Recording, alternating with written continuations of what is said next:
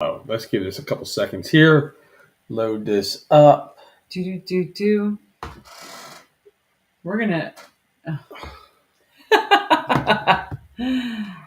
We're having challenges. All good. All good. Hey, it's the Ashley and Gus show, or the Gus and Ashley show, depending. There we go. But we are excited to tell you all about. We're challenging our technology. We are challenging. Oh, great. Okay. You want to handle that? Not right this second. Send them a text message. You're gonna have to. All right, I will. All right, I'm gonna start off. Today we're gonna Gus is gonna start off. We're gonna start off. Ashley's got. My son. We have kids. You know that? Kids need stuff. Pick me up now. Yeah, pick me up now. No, I'm going live. Yeah, so he's gonna have to wait anyway. So we're talking about why people or who attends our change management conference. We have 3 change management conferences this year. Three, and then we have 9 virtual events besides the virtual change management conferences, which if you're coming to us virtually, we have a program called the Accelerator Program. Anyway, we have a lot going on here. We wanted to talk about who comes to the conference, why they attend, and what they can expect to get out of it.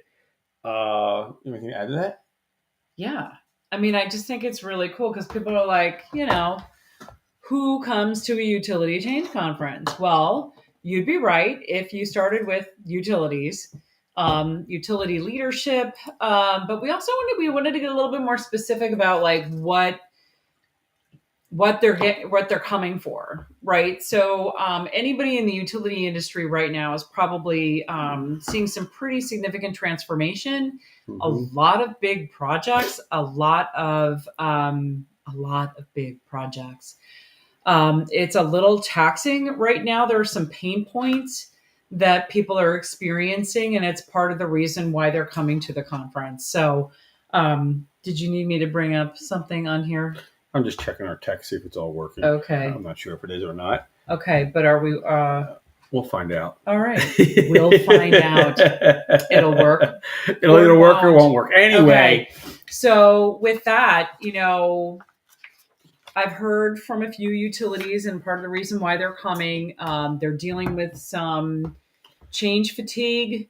There are so many projects going on right now, and there's so much that needs to happen in utilities right now that, everybody's just a little beat. Why don't we go over some of their frustrations? Yes. What their desired outcome would be. Yes. And what their current fears are. Yeah. And we hear this. Yes. Again and again and again and again and again. It's like a broken record almost, but it's all good. For those of you who know what that is. We're here to serve you.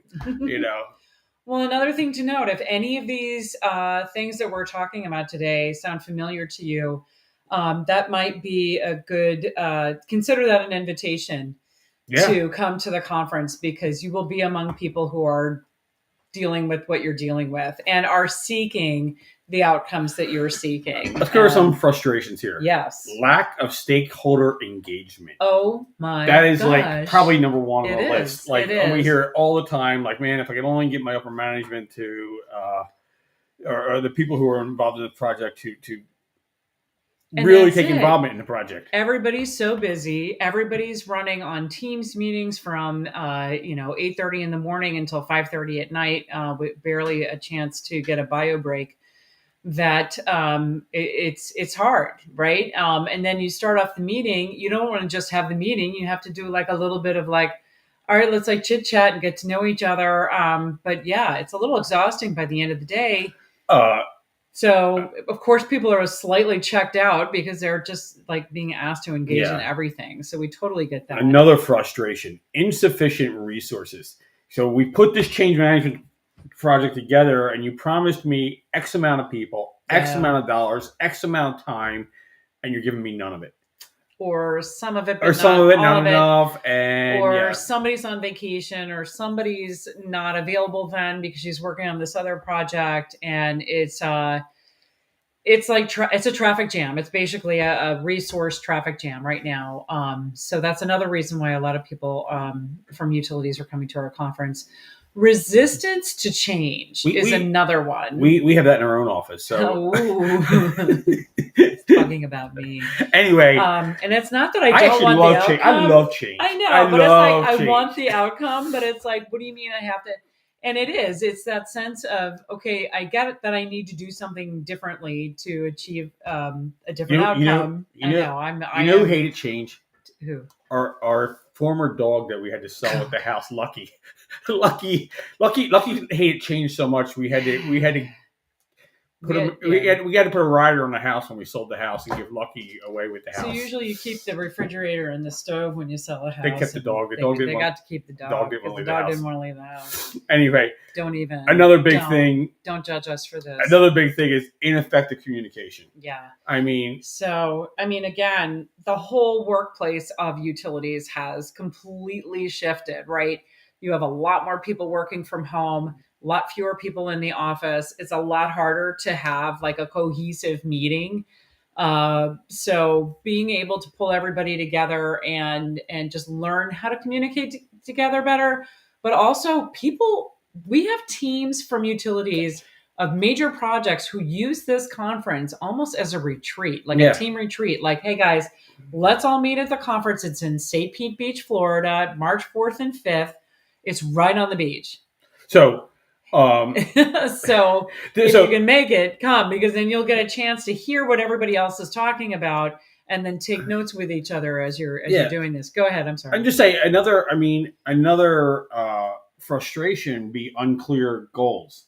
Like here's what happens. You put these big change projects together and these change initiatives, and you got everybody's gung ho in the beginning, and then the players change. What do you do? What do you do when that happens? Yeah, you come to our conference and you find out what everybody else did. Exactly. The players change, or the time frame change. The scope of the project changes. Am I saying anything that sounds familiar? Again, if I am, join us at this conference. We have both in-person and virtual tickets available, so that you guys can learn from each other, from other utility professionals who are dealing with the exact same types of projects. Another issue that we hear about: limited executive support. Wow. Gosh, how about I started the project and this executive was like championing this with me, and then they announced their retirement, or they're working on 5 other projects that look and smell like ours, but in different, parts of the company, or you just can't get their attention, or they're like, all of a sudden they're not answering your texts. What? So what do you do? Well, you talk to other people who have had that same issue, and that's why they come to this conference. What's the next one? Inadequate change management plan. We start this thing and we just don't, we go half current state, future state. Yeah. It should be easy, right? Yeah, it should be. It's simple. It's not easy. Yeah. It's just like life. It's simple. It's not easy. Yeah, totally. So the next one is inconsistent leadership alignment. Ooh, I like that. Yeah. That sounds messy, and that sounds like you have that going on, you should probably come to our conference. Another reason why people come to our event, and I think I sort of mentioned this. What, the next one? Scope creep. Yeah, we were talking about that this morning with a client. Yeah, we were. So again, you start off with the plan, and then the plan, like, well, why are we doing just this small thing? We could go bigger, bigger, bigger. And all of a sudden you're like, wait a minute, that's going to take so much longer. That's going to require so much more. Sometimes you got to look at it that way, though. I mean, we had to do that in our organization. We just a couple weeks ago, we wanted to make some changes, and I'm like, we're not putting Band-Aids on stuff. We're gonna fix this right, or we're not going to fix it right now. Yeah. And then here's a big one: resistance from middle management. Yeah. Middle management can feel like they don't have a say in the game, but and a lot of times they don't. How do you? Something needs to change. It needs to change. How do you handle that? Well, that's it. And of course, part of the reason why people come to the change management conferences is, again, it's to learn from each other. So it's an opportunity not only to hear the presentations that you're going to hear, but it's also, and this is even more important, it's the opportunity to ask questions of your peers. Right. We've got about 100 people coming. That's big enough to get a large population of ideas, but not so big that you get overwhelmed. And from some of the largest utilities in the country. Right. I mean, So it's you're a big getting, event. So it's not the first time we've done this. We've been running this event since 2015. That's such a great time. It's one of my favorites. favorites. We're going to do it 3 times this year. Anyway, let's flip over. What would be their desired outcomes? I mean, the people who come to our conference, they had the, as Ashley said, current state, and future state, right? An idea of future state. What does, we all just came through the holidays of 2023. What would you love 2024 to look like? And it would be awesome to have it designed that way. But it's probably not going to happen 100%, but we have to roll with it. So what are desired outcomes? So the desired outcomes that we hear about are from the people who are at our conferences. They want clear communication to happen in their organizations, either for the project that they're working on or just throughout the culture. Right. Is clear communication. What's another one? Successful change implementation. Yes. Getting the project off to the right start. Wouldn't it be nice to get it ended and hand it off to the continuous improvement group? Here's the one. Adequate training and support. Making sure everybody involved knows what's going on. Absolutely. And that's hard. And it is, because you're also dealing with human beings. You're dealing with schedules. You're dealing with people who have human problems. They have normal 9-to-5 jobs. I have a kid I have to pick up earlier than I thought I was going to. Stuff like that, right? Yeah. The next one, employee adoption of changes. Isn't that what this is really all about? Yes. Man, when it comes down to it, if you had your employees who were so engaged that they realized at any time that they needed to change their process or change their routine, they were like, yeah, I'm in, let's do it. That's what that's all about. Desired outcome. Here's one: a smooth transition processes. That's the goal. I mean, let's just come in, put this plan in place, and let it roll directly as we planned it. It's tough to do that. It's simple, but it's tough. Yeah, and that rolls right into the next one of positive employee morale, right? Sometimes these change projects can come back to back to back. You have some of the stakeholders of your change may be dealing with 4 other major changes, and their whole, like, it's not just what they do with your project, but what they're doing with a bunch of others.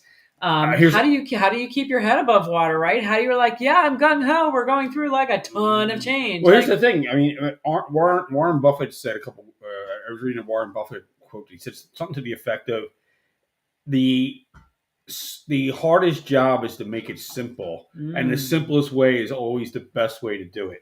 Sure. So but I mean, that's not sure. If it were that easy, we wouldn't need to run a conference on it. Yeah, but we do. So on that note, recognition for successful change. How many pizza parties can you throw? It's great when everybody's in the office, but if everybody's dispersed, how do you do that recognition? How do you have that party? How do you have? Oops, I'm sorry, I didn't mean to scratch you. How do you make sure that people feel like, oh my gosh, we just went through a major phase of this. We all need to celebrate. People just need a little bit of recognition. Tim Ferriss, the author of the 4-Hour Work Week, in there he wrote, "It's amazing what people would do over the course of a week to win a miniature pair of sandals." He's talking about the famous resort down in the Caribbean, but basically you work all week, do all these tasks, do all these things to win a pair of leather sandals that probably cost 30 cents to make. But the only way you can get them is by doing those things. By doing the work, okay. yes. So that, but people really will work hard for that little recognition. Absolutely. That's very cool.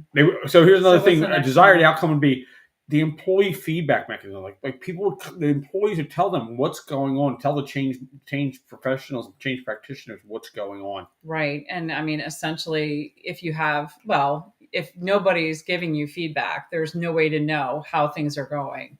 There's no way things going fine. There's no way to measure what needs to be fixed. There's no way, right? You need a feedback loop because everything's fine. Well, no, and you need that authenticity. You need that transparency from your own employees who are working on these projects, so that you actually know if the change has occurred. Right.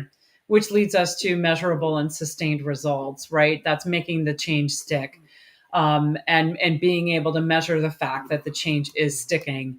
over a certain amount of time. Yes. So that's another outcome everybody's looking for when And they come to our conference. Efficient change evaluation. At the end of the day, one of the desired outcomes would be efficient change evaluation.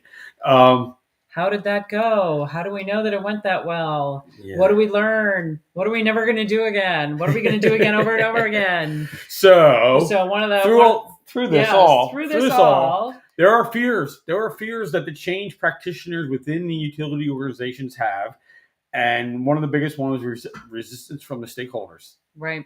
I mean, right. Hey, how do you need to explain your why of a change project if to make sure that you're not going to get a ton of resistance? Now, some areas say that resistance is actually a good thing because it helps you learn what you need to work on. But yeah, who wants to be the bad guy? Hey guys, we're changing the system. Sorry. Yeah. Another big field. I can't talk this afternoon. Another big fear is take this one. Project failure. I know a big failure happened a few years ago that there's a telecom company laying fiber optics across the country, and they were huge. And all of a sudden, people weren't adopting the fiber optics as fast as they thought, as fast as they should have, and they thought the technology wasn't going to be as quick as it should have been, and they had to pull the whole project. This was a multi-billion-dollar project. A disaster. Huge disaster. And I mean, we've seen it enough times in utilities where go lives have gone bad, and that's part of why people come to the conference. Yeah. Negative impact on operations. It's tough enough to manage all of the balls that we're trying to juggle as utility professionals in every area of operations. But when you have a negative impact because of a big project and a big change, that just doesn't feel good, right? It's like, oh no, like how long do we have to go through this? Another fear is unforeseen challenges. Didn't see that coming. Didn't see COVID coming. Again, what's cool about coming to this conference, and the reason why people do, is that they get to hear from everybody else in the room some of those unforeseen challenges, and then they have it on their radar, like, okay, I know this could happen, and I'll do everything I can to make sure it doesn't happen. Loss of employee productivity is another big one. And that's for huge. Sure, as you're going through a major change, there's going to be a dip in productivity because people are taking on a completely different process, right? So how can you help make sure that is, if it happens, and it probably will, how do you make sure that's minimized, or how do you prepare for that? And by learning from other people who do what you do at your company, that's where you. I've not always been self-employed, but I worked for a big organization, big company, a name brand company for a while, and there were days where we'd go from meeting to meeting to meeting to meeting.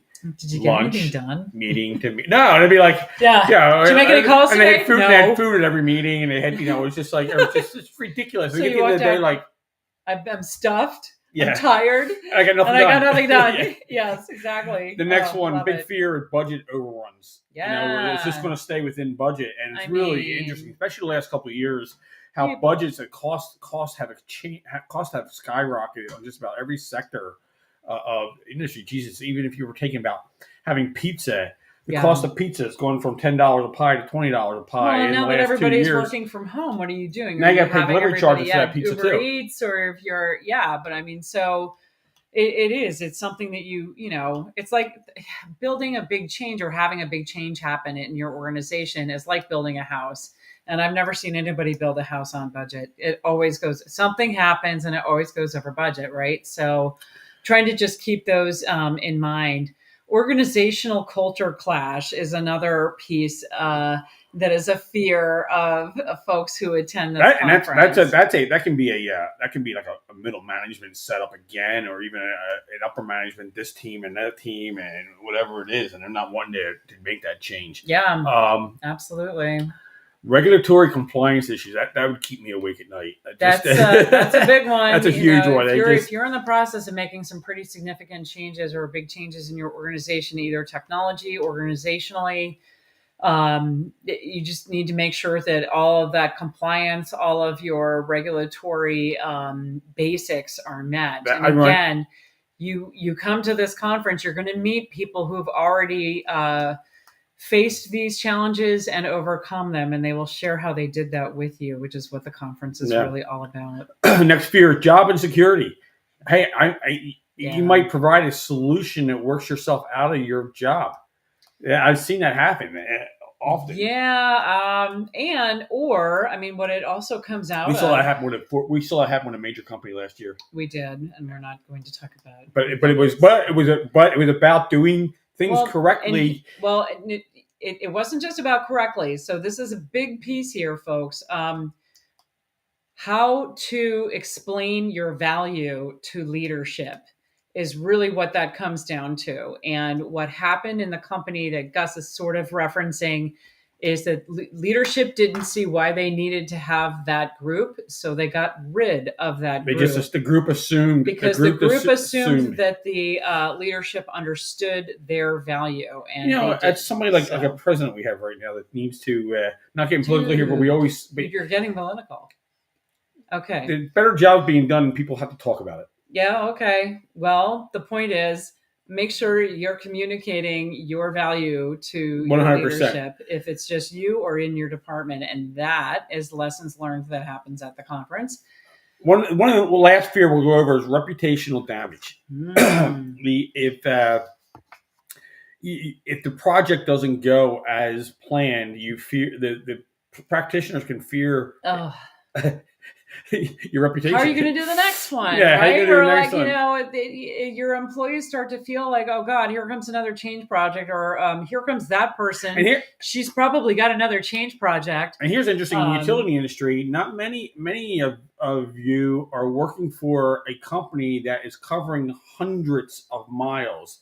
Right. So if you burn your reputation in one organization, you might have to leave where you live to find a job comparable to what you've had. It's a small. I mean, it's funny. Of course, the utility industry and the energy industry is quite big, but it's actually really small. So I hate to say there's only 379,000 employees in management in the country in North America, but then it gets really small from there. I mean, there's only a dozen big. I should say dozen. There's only a couple of handfuls of really big players. Right. So basically, if you heard anything that we said today that sounded like, oh my God, that's what I'm dealing with too. Utilityevents.com. Utilityevents.com. It is the Utility Change Conference. It is March 4th and 5th in St. Pete Beach, Florida. It's in an awesome location. If you can't make it there in person, although we urge you to make it in person, definitely check out the virtual option. It's pretty rock star. We also have an unlimited virtual option for your team. If you have a big project coming up and you just need to get like a bunch of people up to speed really fast, but you can't send a ton of people to a conference, contact us and we'll tell you about our virtual unlimited. It's a very cost-effective way to get a lot of people ramped up very quickly. So with that, thanks for joining us today.